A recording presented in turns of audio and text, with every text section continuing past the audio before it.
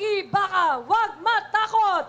Original UP Diliman, Makibaka Group. Pero iniwanan ko na po ang komunista KM, NPA, at ako ay nag-born again Christian. Kaya, gawa ko po ito, ako ay 72 years old. Tumulong po ako na iboto si Bongbong Marcos. Kaklase ko po sa elementarya, si Lisa Araneta. Lisa, you were born and you were raised in a Catholic school. Bakit parang wala kayong mga Diyos ngayon? Si Tess Veluz ito. Ka-Eric, nandiyan ka ha? Hello, Ka-Eric.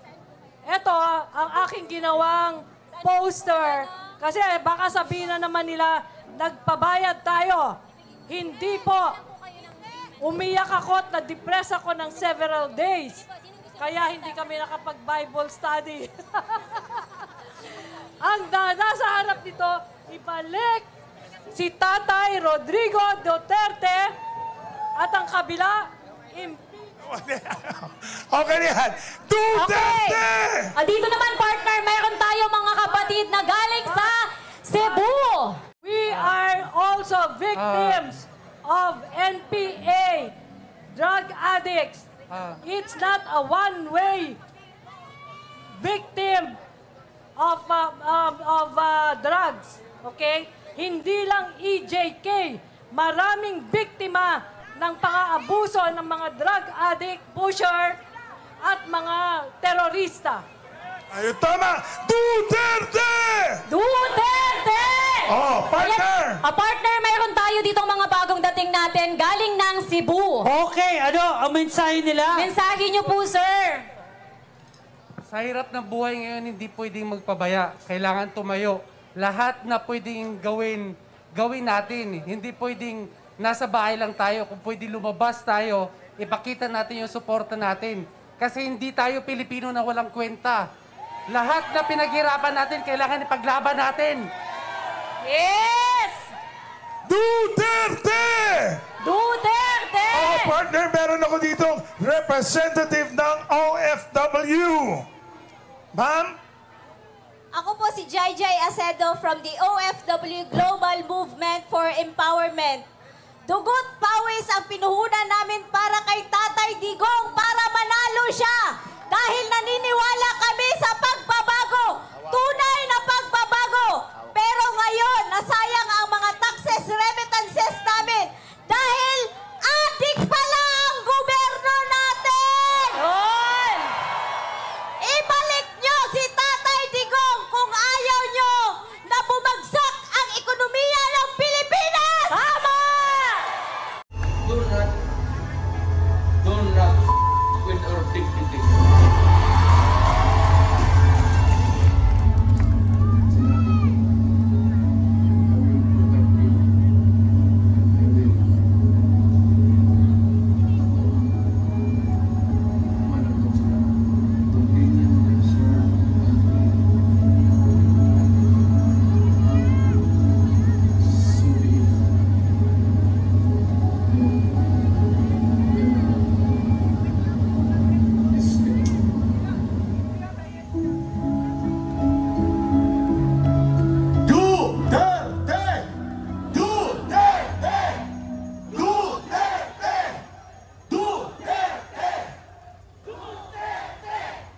Mamaya, mga kababayan, maraming magsasalita dito sa ating harapan at magpapatotoo sa lahat ng mga mabubuting nagawa ng ating dating Pangulo.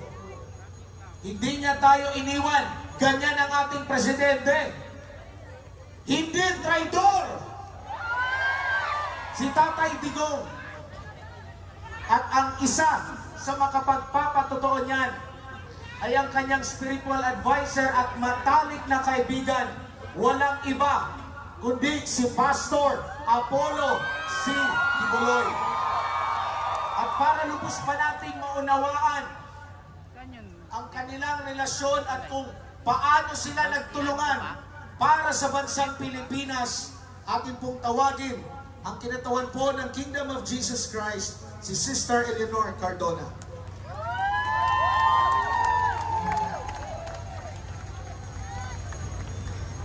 Magandang hapon sa lahat ng nagmamahal kay Tatay Digong dito sa Liwasang Bonifacio.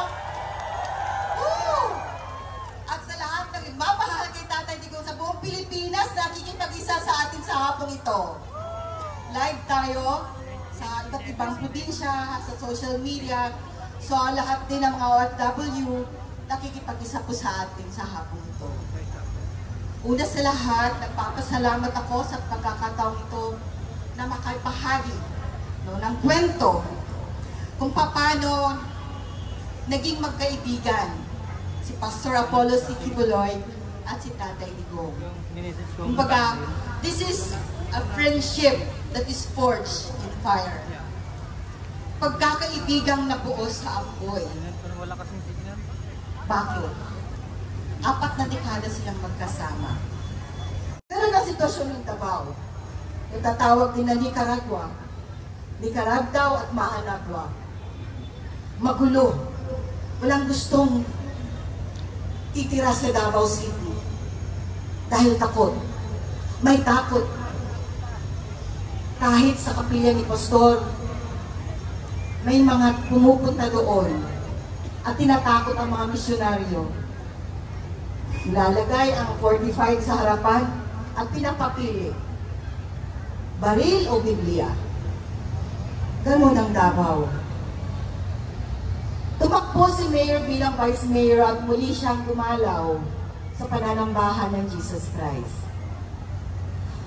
Sa madaling salita, nanalo si Mayor bilang Vice Mayor noon hanggang naging Mayor ng 3 terms, hanggang naging congressman at naging presidente ng bayan nating Pilipinas.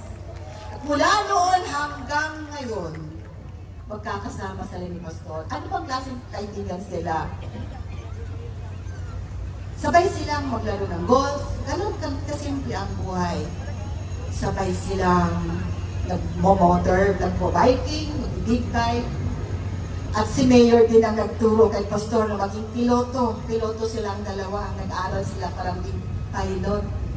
Pero nung mag-solo flight na si Pastor, sabi ni Mayor, Pastor, sabay ako. Dapat nandyan ako. Pero hindi talaga dumating yung panahon na yun. Hindi nakapag-solo flight si Pastor hanggang ngayon.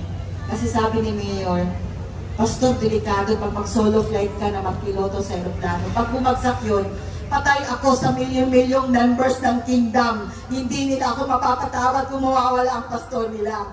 So, ganun sila magkakasama. Sa Davao City, sinabi ko nga magulo. Pero habang umuunlad ang Davao City, umuusbong din ang gawain ng Jesus Christ. Tambal sila. Magkaiba man ang landas, magkaiba man ang kanilang ginagawa, magkaiba man ang misyon nila sa buhay. Dahil si Pastor ay naging pastor, tagapag-alaga ng kongregasyon, ng kanyang mga tupa, si Tatay Digong naman ay naging ama ng syudad ng Davao.